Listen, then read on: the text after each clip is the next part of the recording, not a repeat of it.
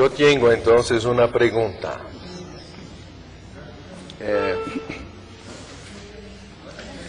Hay, al que tú parece indicar, não sei se uma controvérsia ou uma diferença de ênfase quanto aos processos após a morte em relação àquela luta dos princípios e talvez dos corpos, não sei. Até onde eu me lembro, naquele livro O que há além da morte, Leadbeater fala que depois da morte há uma espécie de luta para dominar-se o elemental astral, ou então ele se fecha em cascas, tirando a liberdade da pessoa, colocando ela presa a um único subplano, etc. E parece que nas cartas dos Mahatmas, a versão é um pouco diferente, embora haja também uma luta, se eu me lembro bem, entre o quarto e o quinto princípio. Quanto do quinto princípio se consegue levar para o sexto? Não seria mais ou menos isso? O senhor poderia nos esclarecer o movimento daqueles veículos nesse procedimento?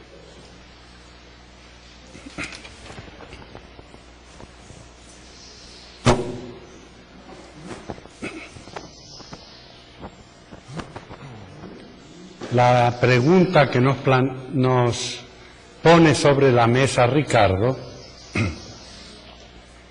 en verdad no está en nuestro tema, pero se desprende del tema de los principios, que esta mañana nos llevó bastante tiempo.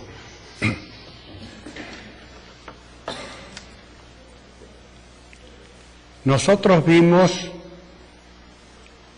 la actuación de los principios mientras estamos encarnados. Durante la encarnación, los 7 principios están activos o latentes según la capacidad de la persona, según la evolución de la persona, pero los 7 principios están juntos y viven, moran en el cuerpo físico. O tienen su representación en el cuerpo físico. Si estudian el 6º volumen de la doctrina secreta, en el 6º volumen se da una información de lo que en la historia de la filosofía se titula las sedes o casas, sedes, no sé, sedes donde vive alguien, casa, morada, de las moradas de cada uno de los principios. Así la glándula pineal, el cuerpo pituitario, ciertos centros en la garganta, en el corazón, en el plexo solar, son moradas de Atma, Buddhi, Manas, Kama Rupa, etcétera, etcétera. Los principios superiores y espirituales tienen esas moradas, pero en la mayoría de la humanidad no están usadas. Es como una morada que algún día el morador va a entrar en ellas. En la literatura oculta, no solamente en la doctrina secreta, sino en otros textos, eso viene de Platón. Platón decía que el algoeides nunca entraba del todo en el ser humano, sino que planeaba y cobijaba al cuaternario, al ser humano, enviando sus efluvios pero sin entrar en él, porque se considera que el cuaternario no está todavía preparado, es demasiado animal, no está espiritualizado como para recibir plenamente a los principios superiores. Platón es el primero que se refiere y hace una pregunta. ¿El alma qué es? y desarrolla su enseñanza sobre el alma. Es el primero que plantea o que se pone en discusión el tema del alma y de la relación del alma con el cuerpo. No es momento para explicar la filosofía platónica sobre el alma. Platón dice que hay varias almas en el hombre y en esto él muestra que es un iniciado porque también la doctrina esotérica a cada principio le dice alma.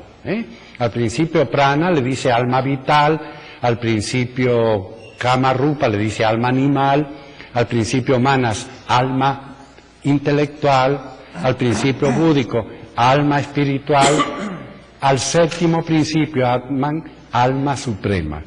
Es decir que Platón anticipó lo que después vamos a leer en los libros de teosofía. Era apetitiva, irascible e inteligible. Inteligible, la sede apetitiva, inteligible e irascible, la sede del valor. Sí, las tres almas de Platón. Pero Platón dice que el hombre tiene un alma, pero que el alma tiene tres funciones. Y esas funciones son buddhi, manas y kama. Él no separa totalmente a los tres principios, pero la doctrina esotérica tampoco separa totalmente a los principios. Cuando leemos acerca de los 7 principios, se nos dice una y otra vez, son 7 en uno, no son departamentos totalmente separados. Son aspectos de una misma vida y cada uno de esos aspectos tiene una forma y una función diferentes, pero forman un conjunto. Esto se hace difícil para nuestra mente razonativa, porque nuestra mente razonativa trabaja con extremos. Si esto es así, no es así. Si es blanco, no es negro. Y si es negro, no es blanco.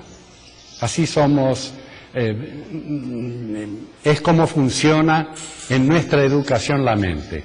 Pero en todo caso, es difícil comprender por qué hay un solo principio que se manifiesta con 7 aspectos.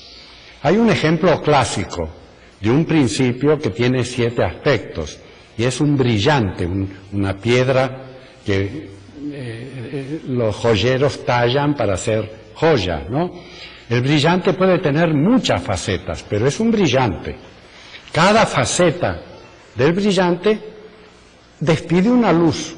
La luz blanca pega en un brillante y vamos a tener esa maravilla del brillante que es un caleidoscopio de luces distintas. Es la joya más preciada, el brillante, justamente por esa naturaleza. Pero es uno. La piedra brillante es una, tiene una geometría perfecta en su interior. Por eso Platón dice que el Dios creador, el demiurgo, geometriza en la naturaleza, hace geometría. Platón tiene esas cosas tan extraordinarias. Y él dice que por encima del alma, con 3 funciones, que son buddhi, manas y kama, hay un alma suprema. Está el sumo bien que está detrás de cada ser humano, es parte de cada ser humano. Y por debajo de kama, manas y buddhi, los 3 principios de la teosofía, Platón dice que hay el cuerpo físico, componiendo al hombre, y que existe el eidolon, el duplo etéreo. La filosofía griega tiene los 7 principios del hombre, y si mal no recuerdo, en la llave de la teosofía se hace un paralelo entre los principios del hombre en la filosofía griega y en la filosofía transhimaláyica, en la teosofía oriental. La autora dice en este caso que ambas escuelas forman parte de las escuelas esotéricas universales y que aunque difieran un poco en algunos aspectos, lo fundamental es siempre lo mismo. Cuando el hombre está vivo, tiene los 7 principios, pero no están los 7 principios activos. Alguien me preguntó y estuve haciendo algunas líneas en el cuadro cuando terminé la exposición, porque se dice que hay seres humanos, esto está en las cartas de los maestros, que hay seres humanos que dejaron apagar la chispa del manas cuando la recibieron y carecen de inteligencia. Son seres humanos, y hay bastantes en la actual humanidad, que no pueden pensar por ellos mismos. Entonces buscan un líder, siempre están detrás de alguien para que ese individuo piense por ellos. No tienen pensar propio, es decir, tienen instinto, y el instinto es una forma de la inteligencia, pero el instinto en esos seres humanos es compartido con los animales, que también tienen instinto. Pero el manas, el quinto principio, no floreció.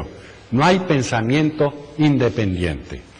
No quiero decir cuántos millones de seres humanos están en esa situación, porque quizás alguno puede caerse la cadera para atrás, ¿no?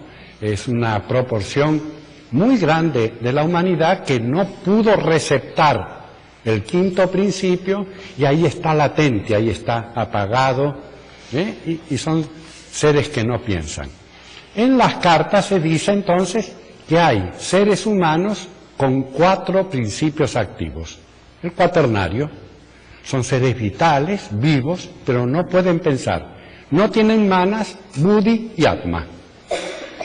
Pero el resto de la humanidad tiene manas, tenemos inteligencia. Es decir, que no utilizamos todos los niveles de manas.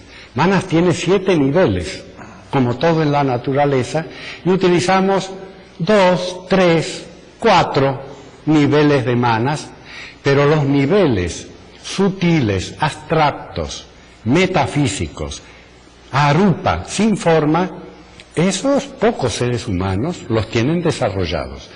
Ahora tratando de entender las ideas más allá de la forma, estamos desarrollando esos niveles de pensamiento. En eso estamos.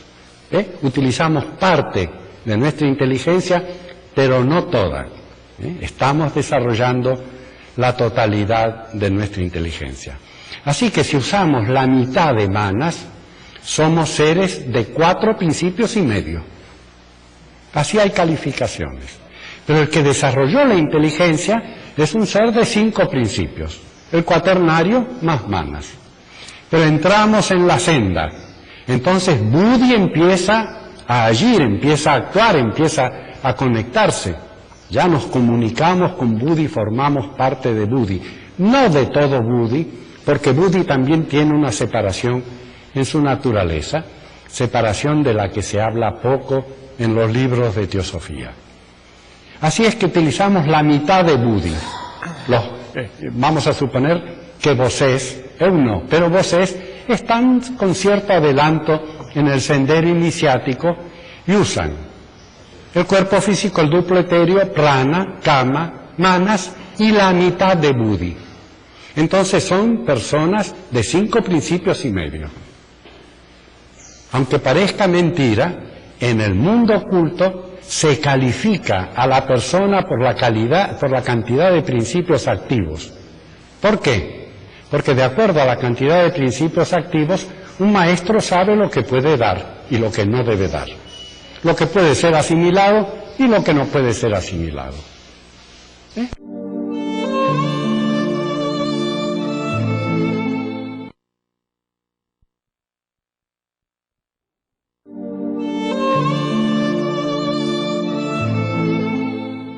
El maestro de escuela, en la escuela común, con las crianzas, no da las lecciones de 5º grado al niño, a la crianza de 1er grado.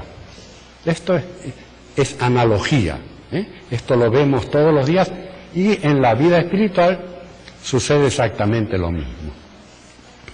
Bueno, vamos a lo de Ricardo. Aunque no sea nuestro tema, voy a dar una explicación y un ejemplo de un aspecto o parte de lo que sucede en la vida después de la muerte, tal como aparece en las cartas de los maestros y en la literatura blavatskyana de Blavatsky. Después ustedes pueden comparar con lo que se ha dicho de la vida después de la muerte con otros autores, porque los autores presentan este asunto de manera un tanto diversa según su fuente. Podemos hacer teosofía comparada. A la hora de la muerte, los tres principios físicos son abandonados por la tríada espiritual. Eso significa la muerte. Entonces, la materia física, la materia etérea y la vitalidad física o prana ya no están presas en ese cuerpo. Y cada una busca su nivel, busca su fuente. El cuerpo físico, ustedes saben que si se deja en tierra, se disgrega. El cuerpo astral, el duplo etéreo, demora un tiempo más, pero finalmente también se disgrega y prana vuelve a los espíritus solares, a los espíritus que lo emanaron. Y ya no hay más ser humano, ya queda un fantasma. De 7 principios, 3 no existen más y quedan 4 en el mundo psíquico, en el mundo sutil. Bueno, los 4 que quedan representan la vida psíquica e intelectual del ser humano. Todo lo que se amó, todo lo que se odió, todo lo que se pensó, todo lo que se soñó, todas las fantasías, las voliciones, no son físicas y no mueren con la tríada física. Forman los principios sutiles de Kama y Manas. Así es que una parte del hombre, no todo el hombre, porque el cuerpo físico ya no existe, su duplo etéreo ya no existe, prana ya no existe. Lo que queda del hombre, los 4 principios, se detienen en una parada. En ese viaje es como llegan a una estación, se detienen en una parada. Y el Mahatma Kutumi dice que en esos 4 principios que permanecen está toda la vida psíquica y espiritual del ser humano. Todo el bien y el mal que la persona que acaba de fallecer ha vivido. Porque nuestra vida, ¿cómo es? En nuestra vida hemos hecho acciones buenas, pero también hemos tenido equivocaciones. Incluso hemos tenido equivocaciones que no hemos querido hacer, pero por ignorancia nos hemos equivocado. Y por ignorancia, no por maldad, a veces hemos hecho sufrir mucho a otros. Por ignorancia, no quiero hacer sufrir a alguien, pero mi torpeza, mi falta de inteligencia hace que otras personas tengan que sufrir por mí. ¿Cuántas veces uno después tiene arrepentimiento? ¿Por qué habré dicho esto? ¿Por qué habré hecho esto? Esto es el pan nuestro de cada día. Todos los días ocurre que alguien dice, tendría que haber actuado de otro modo. Así que a veces acertamos y a veces nos equivocamos. Eso produce efectos psíquicos, de atracción y de repulsión, de amor y de odio, de comprensión y de incomprensión. A la hora de la muerte, todo eso se condensa en el mundo psíquico y lo que es bueno tiene que ir a un lado y lo que es malo tiene que ir a otro lado. Es la hora de la verdad. Después de la muerte, la tríada se encuentra con la hora de la verdad. Ahora vamos a poner un ejemplo, a ver si podemos entender esto de la lucha en el cuaternario. Mientras vivimos, vamos acumulando karma de mérito y karma de demérito, karma bueno y karma malo. El karma, entonces, en ese momento, está oculto en los mundos psíquicos, pero a la hora de la muerte vivimos en el mundo psíquico y ya no hay nada que ocultar. Y entonces la bolsa de karma, de bueno y de malo, se vuelca sobre una mesa. Vamos a suponer que toda nuestra vida psíquica e intelectual, todas nuestras acciones, la totalidad de lo que hemos vivido después de la muerte, se vuelca sobre la mesa. Y ahí hay un imán que atrae. Ahí hay un imán y ahí hay otro imán. Y este imán atrae lo bueno. Y este imán atrae lo malo. Entonces todo lo que está aquí empieza a ir para ahí, según es bueno o es malo. Y todo lo malo queda finalmente ahí y todo lo bueno finalmente queda ahí. ¿No quieres trocar los lados? No. Estamos en el mundo psíquico, no en el físico. En el físico el bien está de este lado. Así es que eso se hace inconscientemente, dicen los maestros. La conciencia del ego no interviene en esto. Eso es una acción mecánica y natural. Este imán atrae lo bueno y este imán atrae lo malo. Algunas veces se me ha preguntado, ¿cómo eso es inconsciente según los maestros? ¿Cómo esa acción es inconsciente? Hay muchas acciones inconscientes en la naturaleza. Cuando nosotros vamos a comer después a mediodía, entra la comida, pero el cuerpo distribuye, separa, etcétera, y nosotros no somos conscientes de eso. La naturaleza no precisa que nosotros estemos ahí vigilando y conscientes de todo para hacer sus procesos. Crecemos en una vida y ni nos damos cuenta. No tenemos por qué ser conscientes. Pero al final hay resultados y a la naturaleza le interesan los resultados. No que haya un pavo real pavoneándose y diciendo a cada paso, mirá qué resultados estoy adquiriendo, etcétera, etcétera. Así es que tenemos a todo el bien y el mal sobre la mesa a la hora de la verdad y un imán que es Buddhi atrae lo constructivo que nosotros vivimos y otro imán que es Kama Rupa atrae lo negativo. Y la totalidad de nuestra vida psíquica queda dividida en dos. Por primera vez, porque mientras vivimos está toda mezclada. A la hora de la verdad queda lo bueno ahí, lo malo ahí. Lo malo se convierte en el karma para la futura encarnación. Lo bueno va con la tríada a Devachan.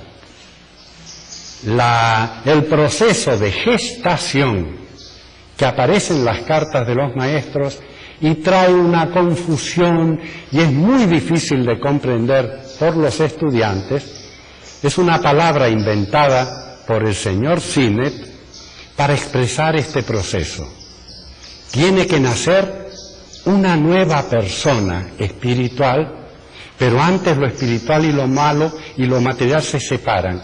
Y con esto, solo con esto, se crea, de los restos de la persona viva, se crea un nuevo ser que pasa a Devachan, que pasa al periodo devachánico. Por eso no hay sufrimiento en el Devachan. El sufrimiento quedó acá esperando a la próxima encarnación. Este es el proceso en líneas generales que nosotros encontramos en las cartas de los maestros respecto a lo que pasa con los principios. ¿Y no puede haber sufrimiento en este Kamaloka? No, porque no hay un eu que sufra. El eu está acá. Para que haya sufrimiento humano tiene que haber una conciencia humana despierta que esté sufriendo, ¿no? No la hay. Estos son despojos, son los resultados del amor y del odio. El ego está en otro lado y goza solo en Devachan de lo bueno. Devachan dura 1000 años, 1500 años, 5000 años, si la persona fue muy buena, pero cuando volta se encuentra con esto. Esto lo está esperando. Es el karma negativo de vidas pasadas. No entra de Bachán, pero nos está esperando, y en la vida física agotamos ese karma y desafortunadamente creamos nuevo karma. Porque la bolsa del karma está completamente, mientras está saliendo karma que se va esgotando, va entrando nuevo karma con nuestras acciones, y está siempre llega.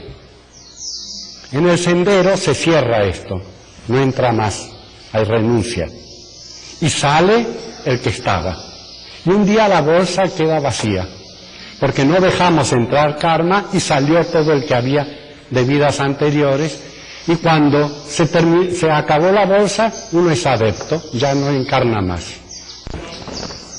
Você ontem falou que, segundo os instrutores, após a morte do corpo físico, a personalidade se dissolve.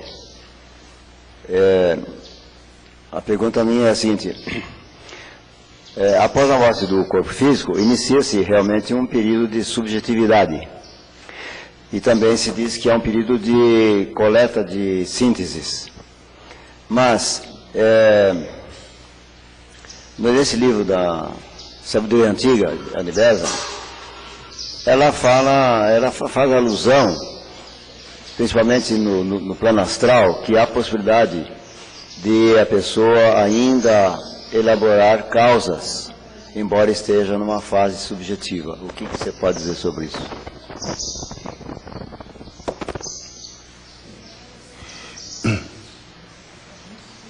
Ontem tuvimos una conversa relativamente prolongada con Alexandre y con Ricardo tratando este asunto.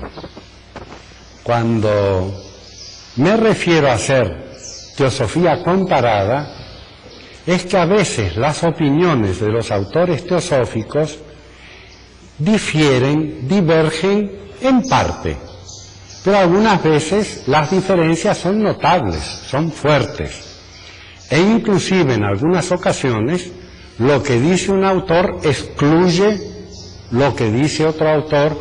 Entonces el estudiante tiene que elegir o tiene que esperar a poder desarrollar más sabiduría, más capacidad para ver cuál es la verdad del asunto. En ese caso solo morir, no precisa esperar mucho.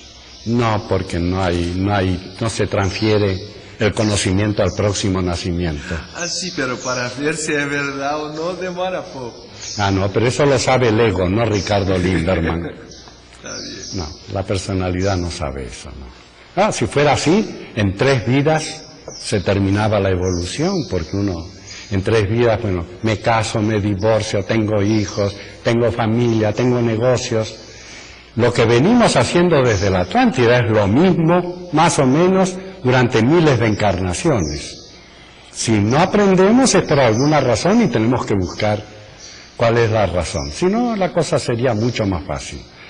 18 millones de años desde la individualización del hombre y no soy muy incapaz en matemáticas, pero a 1000 años entre una encarnación y otra, en 18 millones de años, quizás alguien pueda hacer la cuenta de cuántas encarnaciones tuvimos.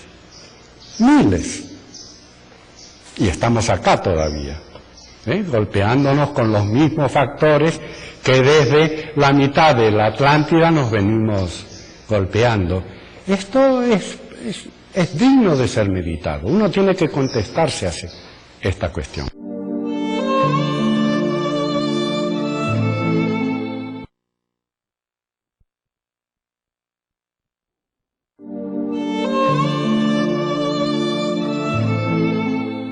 Bueno, voy a lo de Alcir. Añe Besant dice que es posible hacer rectificaciones y otros autores dicen que es posible hacer rectificaciones y que el estado de conciencia no se pierde en la vida post-mortem. Así, El arreglo del cuerpo astral a que alude en algunos libros el señor Leadbeater, Ricardo nos ha hablado de que el cuerpo astral se reorganiza a la hora de la muerte. La doctrina secreta no dice que se reorganiza a la hora de la muerte, sino que se organiza. La doctrina secreta dice que no hay un cuerpo propiamente dicho, un kama rupa, sino que es una forma sin organización. Y que a la hora de la muerte esa forma, esa materia sin organización, se organiza. Pero otros autores dicen que está organizada mientras vivimos. Y que a la hora de la muerte no se organiza, sino se reorganiza. Y que entonces, de los 7 subplanos de la materia, de los 7 subplanos del plano astral, el subplano más denso e inferior forma una capa, y los otros subplanos forman capas, y el ego queda encerrado dentro. Y que entonces el ego es consciente de su última capa, pero es consciente. Él vive en ese subplano conscientemente. Esa capa más densa se disuelve y entonces pasa al subplano siguiente y es consciente en ese plano siguiente. Y así cada una de las capas, se dice que es como las capas de una cebolla, ¿no?, que se van disolviendo, y el ego va pasando por los subplanos del plano astral. Cuando se terminó la última capa astral, entonces pasa al mundo mental, al primer cielo, con los subplanos inferiores del mental, al segundo cielo, con los subplanos superiores o causales del mundo mental. Pero se nos dice que ese proceso es consciente. En la carta de los maestros se nos dice que ese proceso es inconsciente en la gestación y de un estado de conciencia propio, que no es ni estar dormido ni estar despierto, en Devachan. Está escrito semiconsciente, alguna cosa. Sí, porque no hay palabras para todos los estados de conciencia que puede vivir un ser vivo o un ser muerto. No hay palabras en los idiomas humanos. Entonces, los filósofos del Vedanta, cuando hablan, ¿qué es Maya? Maya es de la naturaleza, una naturaleza que no es ni real ni real. Y así solucionan la cuestión. Maya no es real, pero tampoco es irreal. Es otra cosa. Y hay que descubrir qué es esa tercera cosa. El estado de conciencia en Devachan hay que descubrirlo, pero se vive en el mundo físico acá, mientras estamos en este plano, en algunos momentos de nuestra vida, se viven estados parecidos a los del Devachan, sin abandonar el cuerpo físico. Bueno, cada autor tiene una opinión y uno tiene que razonar cuál le parece más potable, decimos en idioma español, cuál es más aceptable, ¿no? Las opiniones están ahí, uno tiene que ejercer su juicio, su capacidad de llegar a una conclusión. Quando você falou da correspondência entre os princípios e os corpos, prana ficou sem corpo. Quedó como principio, pero no como cuerpo. Poderia-se dizer que prana é como o combustível do veículo? Podría Que não é um decir. veículo, mas é o combustível, que sem ele também o veículo não funciona. Así es. Dá para fazer y essa así es comparação? tratado como una energía, ¿no? La comprensión de cuerpo es, como nos dice en la conversación corriente, en el diccionario, la significación, un cuerpo es un todo organizado, es una organización, pero prana es una corriente de vida, no es una organización.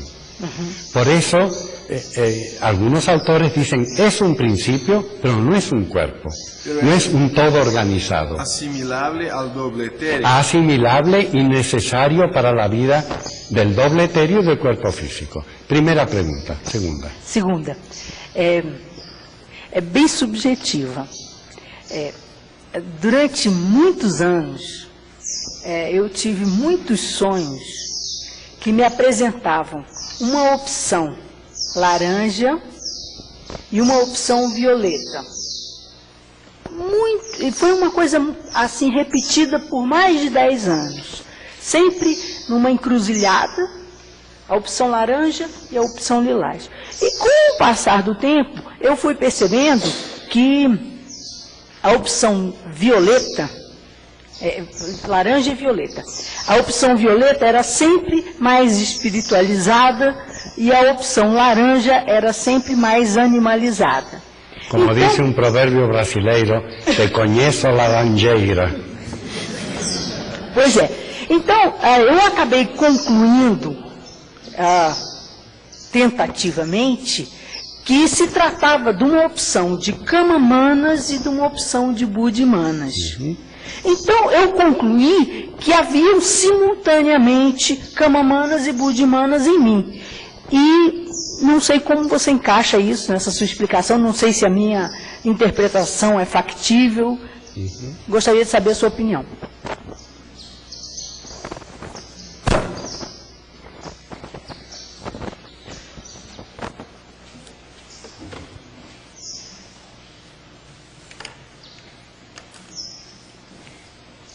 Bueno, no vamos a definir ahora la conciencia, porque es una cosa compleja.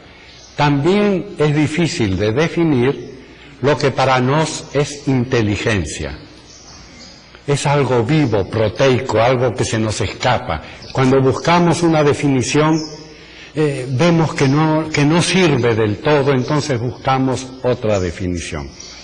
Pero lo que sí sabemos de conciencia es el estar despierto, el estar percatado, lúcido, respecto a lo que pasa con nosotros y a lo que pasa con el mundo y los seres que nos rodean. Y cuando nos observamos a nosotros mismos en este periodo de nuestra evolución, todos los que estamos acá hoy, es porque hemos estudiado teosofía, todos los que estamos aquí, y respondemos de un modo intuitivo. Desde nuestro interior hay una respuesta positiva. Esto es la verdad. Nosotros estamos en el campo de la verdad. Estos estudios son la verdad. Es el testimonio que se da el ego interior a sí mismo dentro de la personalidad física. Es cuando hay esa respuesta ante algo y decimos, es verdadero, es la verdad. Esa es una respuesta intuitiva. No tenemos que razonar, será la verdad, no será la verdad. Irrumpe eso en nuestra vida y decimos que es la verdad. Este estado de conciencia en que aceptamos sin discusión que las enseñanzas esotéricas son la verdad, es así porque ya en vidas anteriores la hemos experimentado, la hemos investigado. La hemos recibido de maestros, de libros, de seres superiores a nosotros. Y muchos estudiantes de teosofía me han dicho a mí, yo corroboré mi experiencia con otros estudiantes de teosofía que cuando pegaron por primera vez un libro de teosofía o cuando escucharon por primera vez una palestra dijeron, esto yo lo sabía, de algún modo yo sabía esto. Estaba dentro de mí. Esto es una experiencia universal entre los esoteristas. De manera que nosotros en esta vida hemos retomado nuestra evolución espiritual. No la empezamos ahora. Otras personalidades la empezaron, hicieron cierto desarrollo y ese material entre los dos polos fica en el lado positivo. Va al terreno del ego, es asimilado por el eu superior y a los 14 años, 15 años, 20 años, en algún momento, eso que ya está, irrumpe, aparece y no tiene necesidad de que empecemos a razonar, ¿será verdad o no? Tenemos esa intuición. Por eso estamos aquí. Estamos retomando experiencias y retomando estudios, no comenzándolos en este momento. Por eso el problema de la bifurcación de los senderos y qué vamos a hacer en nuestra existencia actual, qué camino vamos a tomar, porque venimos caminando por un camino, pero él se bifurca, se abre en dos caminos. No puedo caminar por los dos, tengo que elegir uno, tengo que ir por este o por este. La experiencia de Buddhimanas y de Kamamanas es el problema que se nos presenta y puede estar simbolizado por colores, pero puede estar simbolizado por números, por formas, por sonidos, pero la cosa es la misma, ¿eh? En Bosé fue por colores. Pero esos caminos no son caminos físicos. Puedo ir al refectorio por un camino que veo que la gente va por ahí, o puedo ir por el otro camino. Elijo un camino u otro. Estos caminos de Kamamanas y Buddhimanas son estados de conciencia, son formas de actuar nuestro ser psíquico y no son caminos físicos, así que nuestra conciencia se traslada por momentos a Kamamanas y por momentos a Buddhimanas. Subsisten, están juntos los dos caminos y uno tiene que ir desapareciendo hasta que finalmente quede el camino superior. La lucha por la iniciación, por el discipulado, por el adaptado es por qué camino caminamos más tiempo.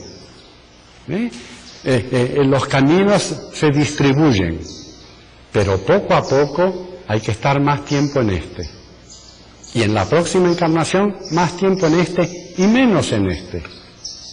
Hasta que este es absorbido por aquel y hay un solo camino. Nosotros usamos mana superior y manas inferior. Pero un iniciado en determinada iniciación ya no tiene mana superior y manas inferior. Tiene manas. Y el manas actúa por esta vía cuando es necesario y actúa por aquella vida cuando es necesario. Pero ya no hay lucha. No hay dos principios que luchan entre ellos. Cuando este polo y aquel polo que se reparten lo mejor del ser humano, quiero esto para mí, quiero esto para mí, cuando estos polos han desaparecido, se han unificado, no hay más lucha. Entonces la vida se hace muy feliz. Los altos iniciados son muy felices, tienen un grado de felicidad que nosotros desconocemos, justamente porque estamos en la etapa intermedia. Sí, Alfredo.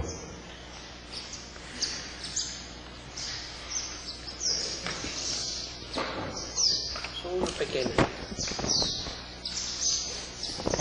¿Cuál sería la recomendación para que el desenvolvimiento de manas no fique afectado por el orgullo? Por ejemplo, yo empiezo a estudiar teosofía, comienzo teosofía y empiezo a subir un sentimiento de superioridad sobre otras personas, que crea una separatividad.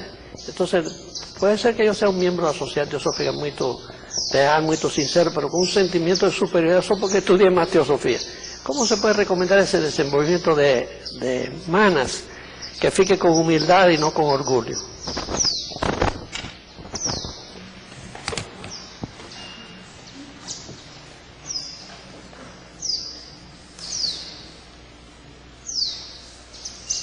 Bueno, una respuesta rápida y sin complicaciones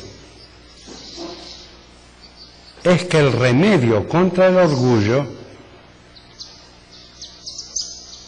el remedio que podría emplearse contra el orgullo, sería que cada día de nuestra vida nos obligáramos a contemplar y a tener viva la imagen del Maestro que es muy superior a nosotros.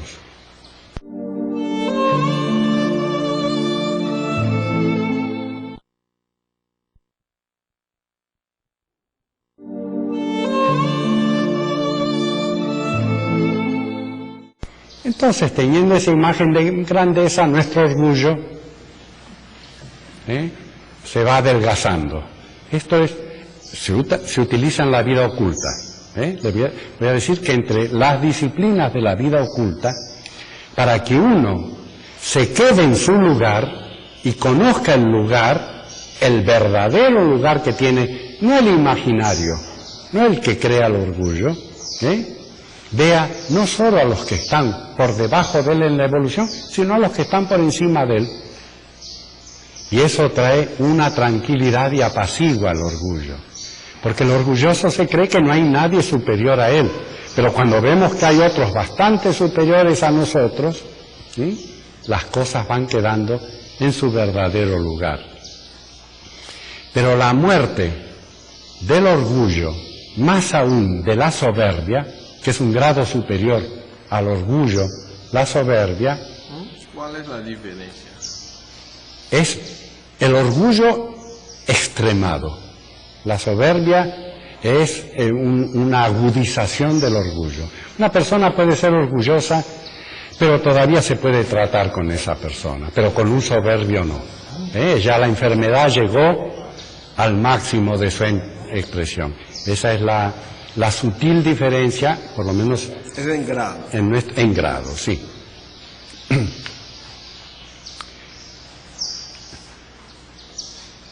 Kama, prana, linga y stula, los 4 principios o los 4 cuerpos inferiores, cambian en cada encarnación. Eso lo dicen todos los autores. Acá no hay divergencia entre un autor y otro. ¿Bien? Lo que constituye la personalidad en el periodo post-mortem desaparece cuando el ego volta, se crea una nueva personalidad. En la personalidad actual podemos ser varones, hombres. En la personalidad futura podemos ser mujeres. Y las mujeres pueden ser hombres. Hay ahí un cambio. Además hay cambios de talento según la familia, la raza, la cultura en que nacemos. En la vida futura podemos tener características distintas. En cada encarnación se crea una nueva personalidad. Y la nueva personalidad es el producto de lo que la naturaleza nos fornece, nos da 4 principios inferiores, más el rayo del ego, más el rayo de la mente espiritual. Cuando el bebé, la crianciña, nace, vive 7 años y el ego influye un poco más. Y cuando tiene 14 años, que ya es un adolescente, el ego superior entra un poco más, influye un poco más en ese cuaternario. A los 21 años, todo lo que el ego puede penetrar, penetra. A partir de ahí ya no hay demasiadas mudanzas. A los 21 años ya somos responsables de nuestra vida, de nuestro futuro, tenemos que asumir nuestro karma. En periodos septenarios, cada 7 años, hay un acrecentamiento del rayo divino en el cuaternario. Así que a los 21 años somos una persona. 4 principios y medio. 4 principios instintivos y animales, más esa luz del 5.º principio que está dentro. El 5.º principio, cuando llegamos a los 21 años, se desdobla y entonces el 5.º principio que penetra en nosotros, la mente, lo que llamamos la mente concreta, queda separada de la mente abstracta, del ego espiritual o mente superior. Y este conjunto de 4 principios y medio forma la persona que se cree real, pero que va a durar una sola encarnación. Cree que va a durar para siempre. Se da mucha importancia a sí misma. La presencia de manas le da inmortalidad, le da inteligencia, le da una serie de capacidades. Los padres ponen un nombre, nacemos en una raza, en determinada familia, y esta personalidad separada del conjunto crece con la parte de mente, la parte de inteligencia de 5.º principio que tiene en su seno, que tiene en ella. Y el quinto principio, separado del resto de la tríada, el quinto principio que cayó separado del resto de la tríada, no tiene punto de observación respecto a la vida espiritual. Él no se da cuenta, ese quinto principio encarnado, de que hay otras cosas superiores a él. Él está en un mundo donde todo es inferior. Entonces se cree importante y grande. El manas encarnado crece en orgullo. Lean las estancias de Xian en la cuarta raza. Crecieron en orgullo. El orgullo los hizo soberbios. Y entonces dijeron, somos los más importantes del universo. Y ese orgullo, el orgullo es el factor primordial para apartarnos de la vida una. Es Maya que nos pone la prueba suprema. Por eso estudiamos libros, sabemos cosas, puedo dar palestras de la doctrina secreta, la gente me hace elogios, me rodea. Si no estoy hollando a mis principios superiores y sabiendo que en el universo hay cosas más grandes, crezco en orgullo. Los líderes suelen ser orgullosos y separados de la vida una, porque no saben ellos que han desarrollado humanas, pero que hay buddhi y que hay atma, que hay aspectos superiores de la naturaleza.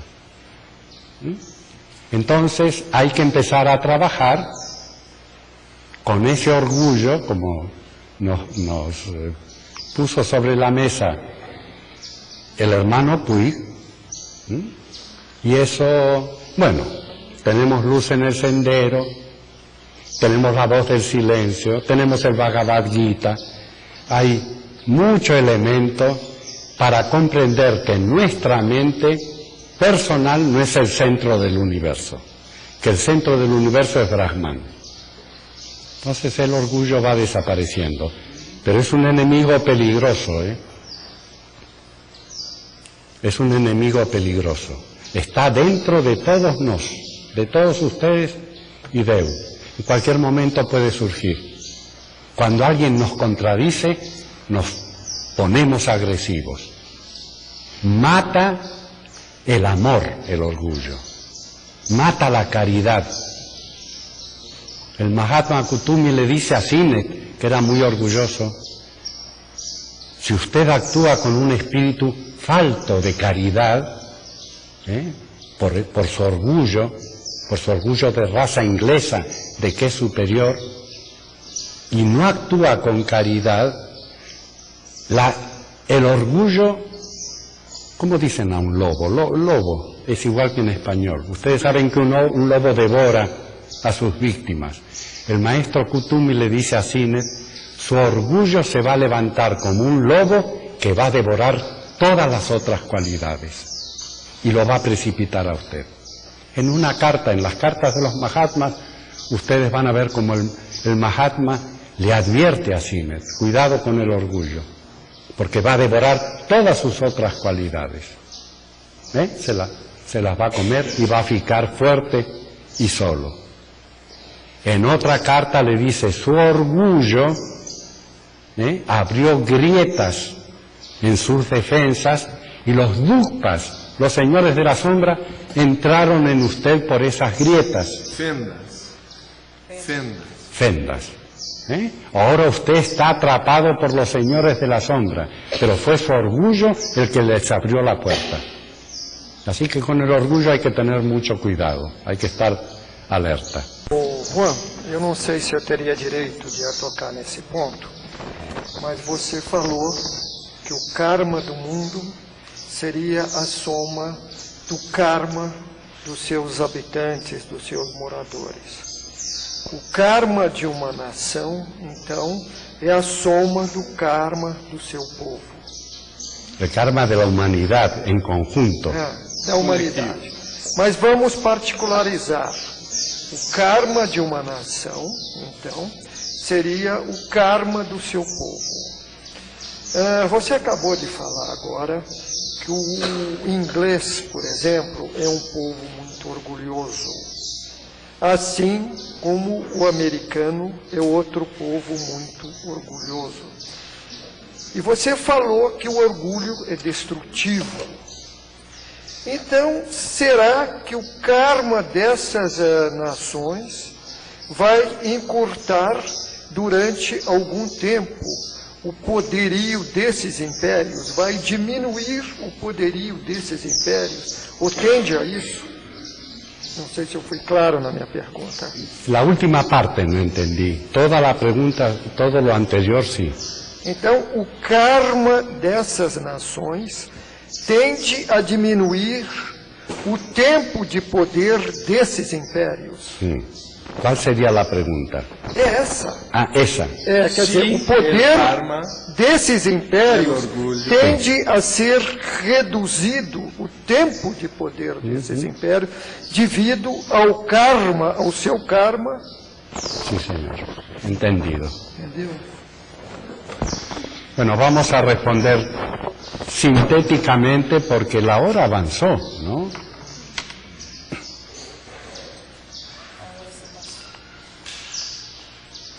Mañana es sábado. Sí, cómo no. Sí. A la tarde,